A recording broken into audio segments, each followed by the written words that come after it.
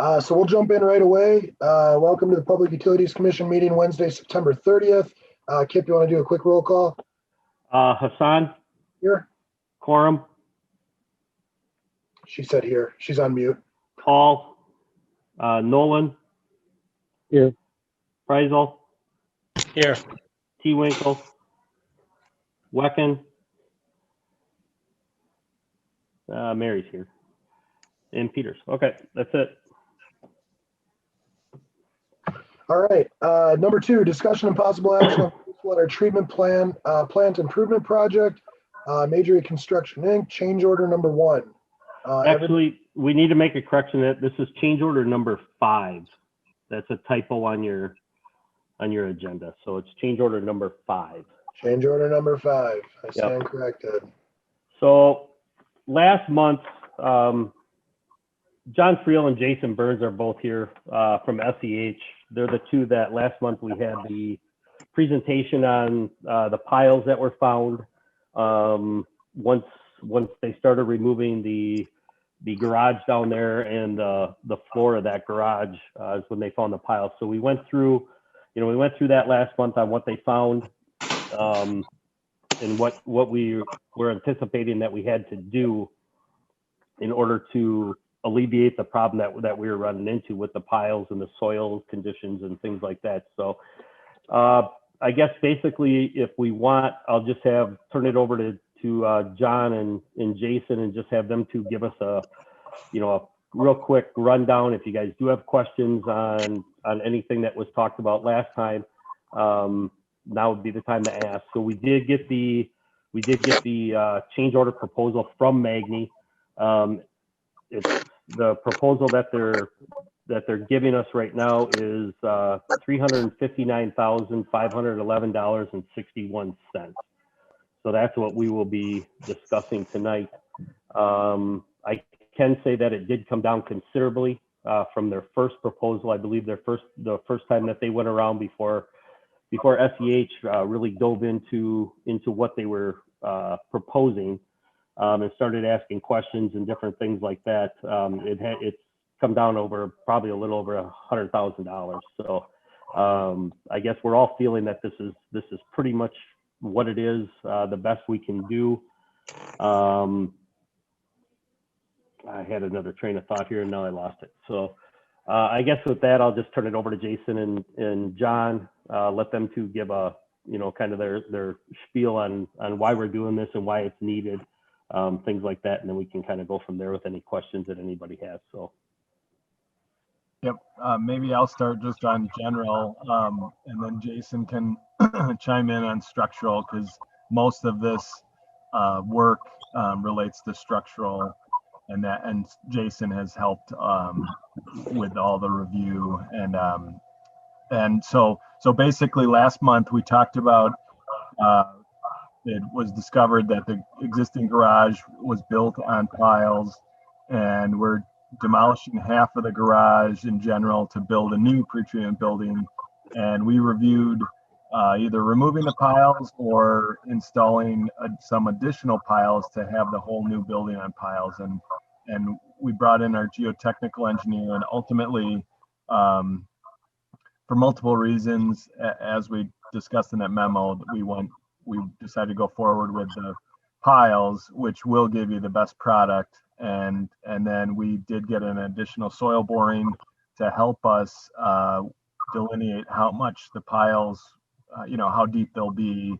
And then we presented a proposal request number 5 to Magny to have them respond. And so, like Kip said, over the last 2 weeks, we've gone back and forth with them to get a better understanding of where they're coming from as the contractor with their cost, and through that process we came to the current revision that was included with the packet.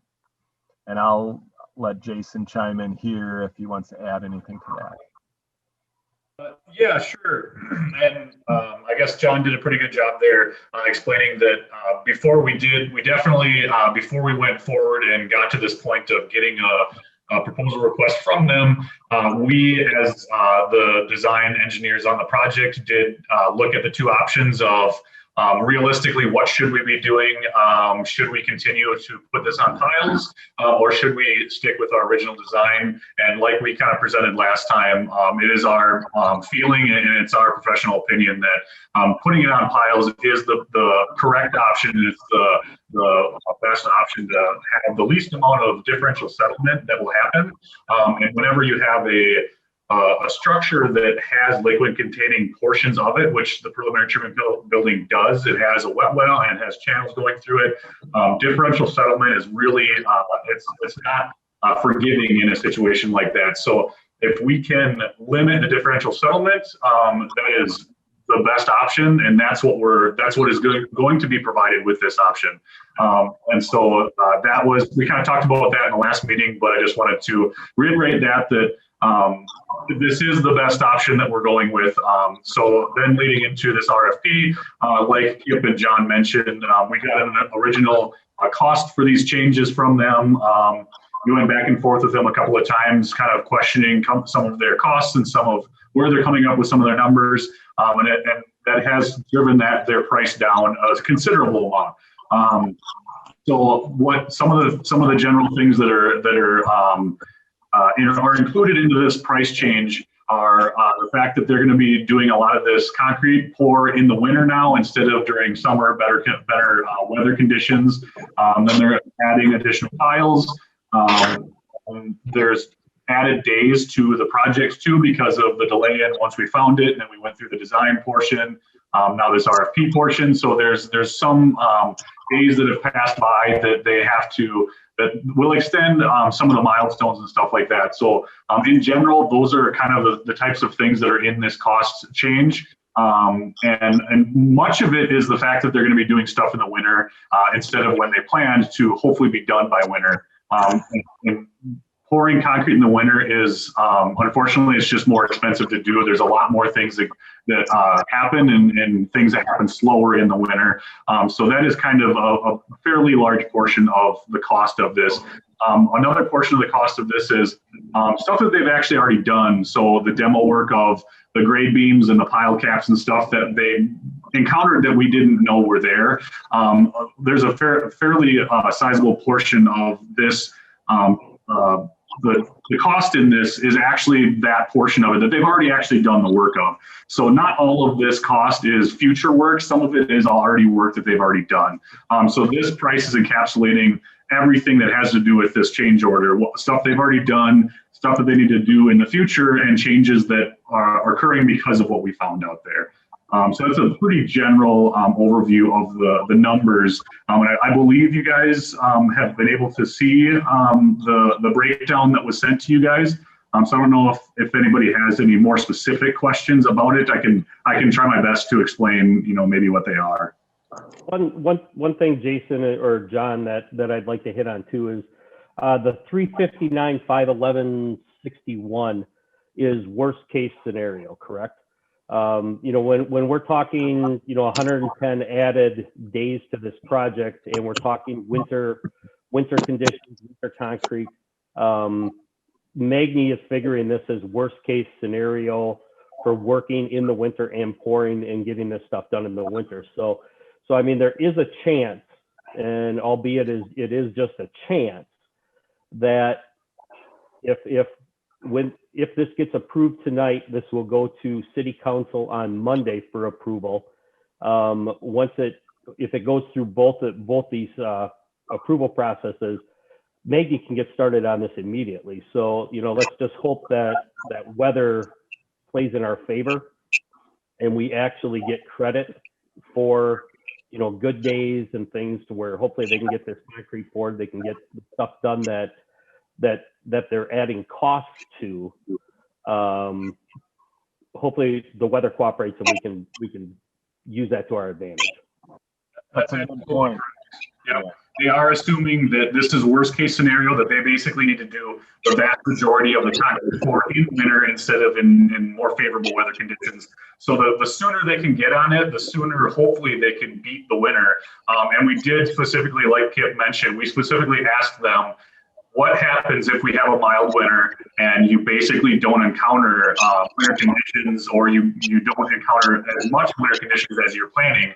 And they did acknowledge that they will, we can talk about a credit of what actually wasn't winter conditions. So that's absolutely correct. I'll So add what's to your- that too. Sorry, we do have an inspector on site full time. So Caleb, who I'm out on the site probably every other week just to check in with him, along with me and Skip, and he's been brought through this process with me.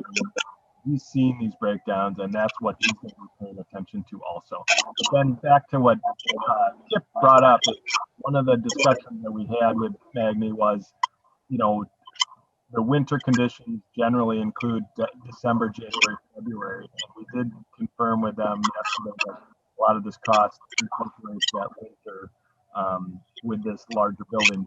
Like Kip said, if this can start next week, obviously we want to take advantage of the good weather we've got and in the near term and see if we can. So what's the estimated completion date? So I can talk to that. So with the contract, we actually had a substantial completion date of October 31st next year and December 31st for final completion. But we also included 2 milestone dates because this project, even though it includes improvements throughout the plant, there's kind of 3 general areas. This new pretreatment building is the biggest, and then there's also work converting your chlorine tank to UV. And so we had 2 milestones. So the UV work is starting right now because you don't have to disinfect right now, and then it comes back on May 1st. And so yesterday also we confirmed that Magni's going to do that work, meet that May 1st milestone, and then with the pretreatment building milestone and substantial final completion, they've said this 110 days applies to that. I think with the pretreatment building, with them starting now, it's and Caleb watching them, I would assume that they would be getting this done close to the original milestone date of June next year. I think it was June 15th or June 30th, if not sometime next summer. And we kind of stressed that in the beginning of the project, and that's why we had the milestone, because we wanted that pretreatment building done early on. So essentially, to give you a long story long, we're going to be revising the overall substantial completion and the final completion, the 110 days, and so that would add almost 4 months to those 2 dates. So Okay. February and then April. All right. Thank you. Yep. I had one more question. So the number that I'm looking at right now, the $250,000, this is reflecting where if we just get pounded this winter. Is that a fair assumption? We just get a really bad winter. We're not gonna get called back for another change order saying, hey guys, this was way worse than we thought. Yes is the short answer. With that page 3, we had to kind of pull that out of Magni, and that shows like the heating. Yeah. And then also Jason did a good job of stating, generally, like the winter months, December, January, February are the hardest months. And so yes is the okay. short answer. And now I'm just kind of going down and just going through your clarifications of assumptions. On here it gives your guys' working hours, Monday through Friday, 7 to 3:30. Premiums for overtime not included in the bid schedule, and holidays will apply if required. We reserve the right to work overtime at our expense if we deem appropriate. Assuming, obviously we want to get this done as quickly as we can. I would think that Magni would like to also complete the project in a timely manner, but also make sure they do it right. If we do have a bad winter, is it a fair assumption that you guys would probably approve overtime and say, let's keep going and try and get this done and make up for that time? I usually, so that's a good specific question and general question. So first off, I think the pages 4, 5, and 6 relate to the pile driving. So that is kind of the first thing that's going to happen. And I should have mentioned the additional piles. There's 13 piles that are going to need to be installed, and those should happen within 2 or 3 days. So one of the, I think, things that this change provides is by building this structure on piles, they're gonna have pile beams. They're not gonna have to excavate as much. But as far as your question about overtime, we're gonna as your engineer, we're gonna provide a judgment call to the city as far as is overtime needed, because of the conditions. The general conditions do call out, if there's like act of God situations and an extreme winter, yes, we'll have to have that discussion. But with this change order amount, we kind of looked at it up and down, and I think there'll be an extensive discussion with Kip before we get Now, there. and thank you, I appreciate that. And now, as far as the piles go, and again, kind of on the clarifications of assumptions here, we're doing the piles. It does say on here, Alice will not accept any liability for disturbing existing structures. Is there any kind of concern while putting these piles in as far as disturbing any nearby structures? Because I know there is a lot of sensitive stuff near that treatment plant and underground. Great question again. So one of the things that we're including with this is vibration monitoring. So there's going to be monitors that have like a cell phone readout, one at the existing garage, which is just right to the north of where this is, and the closest. And then, like you said, yes, to the south, there's those houses. And so we included 2 monitors for the nearest 2 south houses to the project.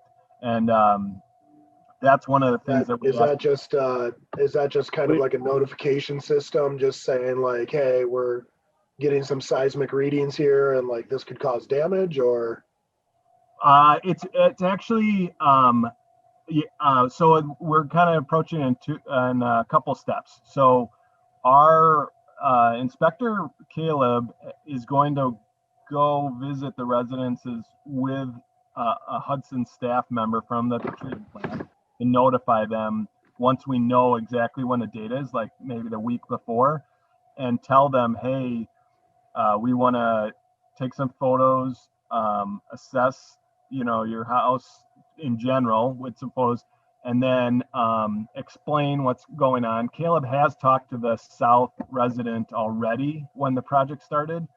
But what I meant by the vibration monitors, those will just read kind of like the impact in the ground, and so it'll trigger a measurement. And I'm not a geotechnical engineer, but so that'll give a little definition to like, okay, hey, this is really loud, and there's a huge thump going on. That'll translate to a measurement, so that you'll at least have a reference point. But yeah. okay. Thank you. Susie, Dave, Pat, Mary, anybody have any other questions for these guys? Yes, this is Mary. I do. First question, I think, is the soil borings. Did they, well, besides showing, I guess, unsuitable soil, is there a density thing? And with the vibrations that will be going on with the piles being driven, does that affect how the vibrations and how far the vibrations go out and the intensity? I'll take a first stab at it, and Jason can. So that's another good question. So with the soil boring information we have, we estimated that the piles will be approximately like 45 feet deep before it hits ground that is generally more solid. And then when it gets to that depth, that's when it actually is going to take more pounding, and that's when the vibrations are going to occur. From our geotechnical engineer, he said once we get between that 40 and 45 feet, he was assuming from the information that it would be pretty fast. So there will be pounding, but it will be, you know, when you feel that it'll be close to the end. The other thing that I should mention too is we have 13 piles. The first pile is a test pile, and with that pile, we're also having Atlas, the pile driving company, do a pile driving analysis too, also to kind of complement that soil boring information, and then also give everyone an idea of, hey, to confirm, you know, are these piles going to go about 40 feet or maybe 35 or 50 feet deep? And so that's part of that. And I'll let Jason add to what I just said. Yeah, so everything that John said was correct. Like we kind of mentioned before, we are going to have 3 vibration monitors happening, one at the garage, one at the south residence, and I can't remember, I know there's another one somewhere else that Ron, or maybe at the other residence or something down there. So those are kind of meant to monitor how much vibrations are happening. So to your specific question of, do we know how much vibrations and how far those vibrations are going to go? That's why we have the monitors, to know right away that, you know, when they're doing that test pile, if that's vibrating more than what we would like to see, we'll have to stop and assess it and see what we need to do differently. But like what John said, because of what we saw in the soils report, there's a big chunk of the soil. Part of when they do a soil boring is they count how many hammers it takes to go per foot. And the reason that we have super poor soils, there's a big chunk of that it's very, very low blow count, which means that it only takes 1 or 2 hammer hits to go an entire foot. And that's a way lower weight that they're using in those than the pile uses. So I'm pretty sure, I'm assuming that during that zone, it's not going to take very many hits for them to get all the way from the top of it all the way down to the competent stuff. So it's not going to, I think Ron Farmer, our geotech, and us, we're anticipating that it's not going to take very long for them to start a pile, and it's going to get down to where they need to be. So the vibrations shouldn't be lasting a long time. So it'll basically be a short period of time for one, then they need to move and set up for the next one. So my anticipation is it's not going to be, 8 straight hours of vibrating and bouncing and stuff like that. It's going to be, a very finite amount of time for one, and then they have to have some time to position and reset up for the next one. But I don't think there should be, and I don't think Ron, our geotechnical engineer, anticipated it being poor soils to be able to drive piles in. So I don't think that there should be any problems with that. But like John mentioned earlier, the intent of Caleb, our RPR, and a city employee going to these residents beforehand is to assess what their condition is right now. And then we have the monitor, and then after we'll go and follow up with another assessment and look at stuff. And that's to both ways to ensure that, number one, the city and the contractor are protected to say, if the homeowner tries to claim, hey, there's more cracks in my walls, we can go back and show them the pictures of beforehand and say, nope, they were their existing conditions. And twofold, it's good for the homeowner too, because if something does happen, now we have evidence of it, and then we can actually go back to the contractor and say, hey, look at, you did, because of this process, you did damage this, and so we need to figure out how to fix it. But again, Ron and the people involved, we're not anticipating that happening, but that's why we're doing all these precautions to make sure that something doesn't inadvertently happen to anything around it. So. And who would potentially that liability fall onto?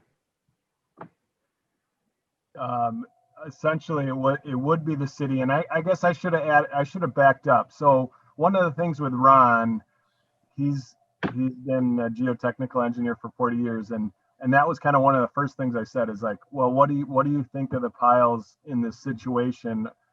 Are you scared for the garage, which is right next to this new building? And he wasn't concerned. And then when we asked him about monitoring and kind of these scenarios, he brought up the vibration monitoring is more just to have a metric with the situation.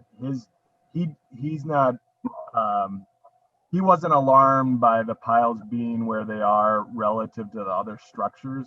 So in general, going into this, we're not anticipating damage, and that's kind of our expectation. But it's kind of like anything, you never know, until you do something with construction. And so hopefully that kind of answers your question. I think we're, and I guess just to add to that, these are 9-inch piles. So I don't know if you guys are thinking like a bridge pile or something. I don't know what everybody's thinking, but these are just small 9-inch piles. Not even the size of your head's bigger than the pipe that's going to be pounded in there. But and we also we're very familiar with this vibration monitoring. We did that on Vine Street a few years ago when they were doing a bunch of hammering and things like that with all the retaining walls that are up there. So the vibration monitoring does definitely help. I have a couple more questions. The geofoam, is that only going under the new 13 piles, or is it going across the whole? Nope. Pre-treatment? It's actually going over top of the existing piles. So there's an area, kind of a void within a portion of this building that it was initially just going to be filled with sand, compacted sand. And because we went from a strip footing to basically a big base pad or a base slab that all these piles kind of come into and it sits on, that's almost like a plate sitting on a bunch of point loads. And because of that, having all that sand on top of it, it was making the structure actually fairly heavy, unnecessarily heavy. And so to be able to make sure that we don't overload the existing piles that are there, we replaced that compacted sand area with the geofoam. So that's the only area that we're actually doing that in to make sure that we don't overload that area itself. Thanks. Just one more question. When can Atlas start mobilizing? Because they said if they had gotten the approval by the 23rd, they could start this week, but what's their schedule like? Yep. So so I think the response we got when we were talking to the Magni project manager yesterday was that he's gonna be calling them as soon as, if this goes through council next Monday, he's going to be making calls as soon as possible on Tuesday morning. My understanding from him about Atlas was, that was kind of their original schedule. He gave us the impression that Atlas doesn't have a completely full schedule for the month of October. So they're going to try to get us in, since this is only expected to be 2 or 3 days of pile driving, or maybe 1 if it works out fast, to try to get that to happen possibly later next week or the following week or the following week. So we're hoping this can happen fairly quickly. I should mention there's a little bit of prep to excavate to get the ground prepped for Atlas to come on site with their crane and then to install those piles. Any idea if there's been a change in the price of the steel? Because this was a 30-day quote and we're right up against that one. Right. No, there hasn't been a change, and that's a good question. So that was kind of boilerplate language in there, and this is the price. And so there hasn't been a change to that. Thanks, John. Thank you. I've got a quick question. So we've talked about worst case scenario. If the stars were to align, what would best case scenario be? I would say the best case scenario is they start working on the piles next week or the following week, get those installed, start forming and building or excavating for the piping that's in and out of that building, and then start pouring the concrete. I'll need Jason to comment on this, but there's several slabs and then walls, lower level walls, and then upper level slabs and channeling. So there's several iterations of sequencing to pour all this concrete. And I think that's going to take at least a couple months. And so I guess I'm giving you a long version of like best case is this is still gonna take them into December, January in our estimation. But best case is, yeah, that we have a warmer Thanksgiving and we remind them every day, hey, this is not winter conditions. Jason, as a structural engineer, reminds me as a wastewater process engineer, we're still looking at, as anytime we have nighttime with freezing weather, there's still going to need to be cold weather provisions for the concrete. And so that kind of provides a gray area with them needing to do some of this stuff versus not doing any of it. And so I think that's why the last 2 weeks we're trying to get a further breakdown to go back to them and see, okay, if we do have the best case scenario, hey, let's talk about some of these line items. Jason, you want to add to that? Yeah, absolutely. And like John said, I guess I'll say, let's just very hypothetically say best case scenario, and there's a pretty large asterisk on this. Best case scenario, like John said, we get the approval on Monday. We tell them, yep, go ahead. They can quickly get piles in the ground. They can start pouring concrete. They can, by some miracle, they're able to actually get concrete poured before it's winter conditions. Then at least we have pretty good grounds to go back and say, hey, this big line right here that you had for winter conditions, you didn't see any of that. We're getting rid of that. So that should be our credit. Where John kind of mentioned the gray area is realistically, it's very unlikely that they're going to be able to get done with all of that before seeing any winter conditions. And to maybe define winter conditions a little bit more is, it's not that there's snow on the ground, it's that we have below freezing temperatures for a somewhat extended period of time. And by that, I mean overnight or anything like that. So winter doesn't necessarily just mean snow. It definitely means below freezing. And to give you a little understanding with that too is, when you pour a slab, when you pour concrete, what we need to do is, in our spec, we say you cannot let it freeze within the first 7 days. So they need to make sure to protect it for 7 days.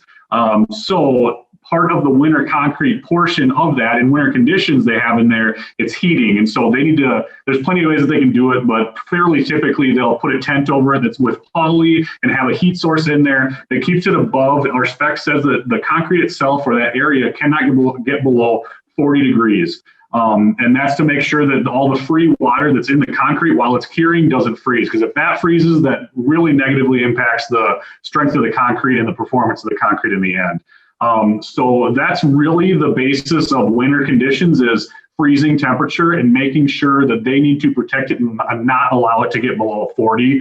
And so that's kind of the background and what we need to be looking for. And what was kind of mentioned before, the good thing is we have an engineer or an RPR, an inspector on site all the time. And so because of all this change order, and because obviously we're very sensitive of how much this is, we're going to make sure that he's documenting all of this stuff very, very well, so that if we get into a scenario where we feel like it's a lot less days of winter conditions than what they were planning for, we can have that conversation and say, hey, you didn't even see any winter conditions until X date, and it seems like you were planning it for longer. So then we can more meaningfully have the conversation and say we think that there should be a credit added or subtracted.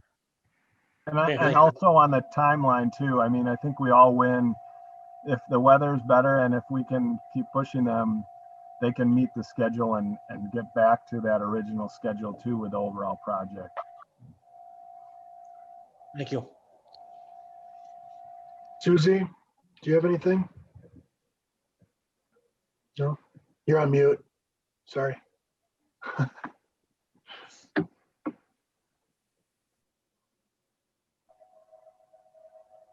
I don't know why it keeps muting. Sorry about that. That's all right. Did you have anything you wanted to add or no? I don't know. You're good. Okay. Pat, did you have anything you wanted to add, sir? I did mute, Pat is muted, so he'll have to unmute himself.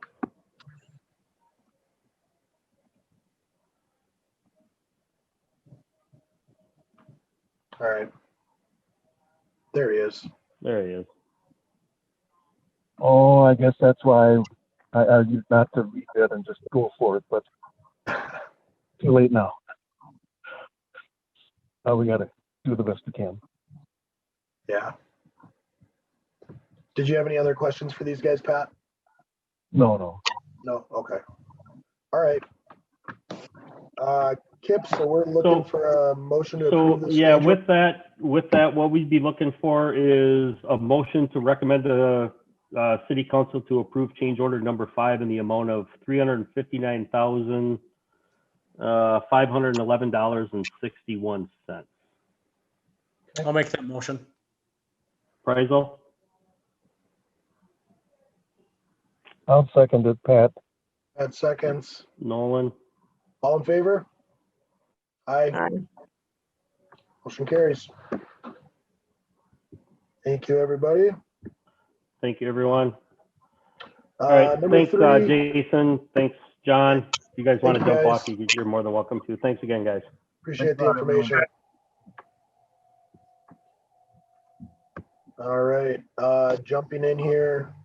Number 3, discussion and possible action on authorizing utility to hire a new utility operator. Kip, I'll let you go into that. So what we had last Thursday, I had one of the wastewater staff. Let me just turn it up here. I can't hear anything. So last Thursday, I had one of the wastewater staff come in and give his 2-week notice.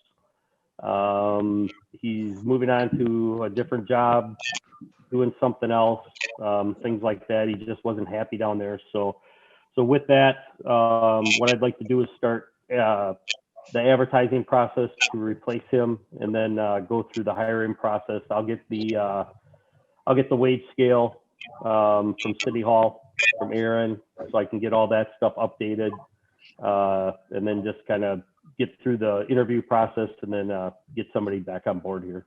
So I'll make that motion, Kip. Got a second? Second. All in favor? Aye. All Good luck right. with the hiring. Thanks, Kip. all right, thank you. So we need a motion to adjourn. Yes, please. Motion to adjourn. Motion to adjourn. There's one Quorum. Second. second for Prizel. All in favor? Aye. Aye. Aye. Carries. Thanks, everybody. Appreciate it. Have a Thank you, great night, Kip. All right. everyone. Thank you. Have a good night.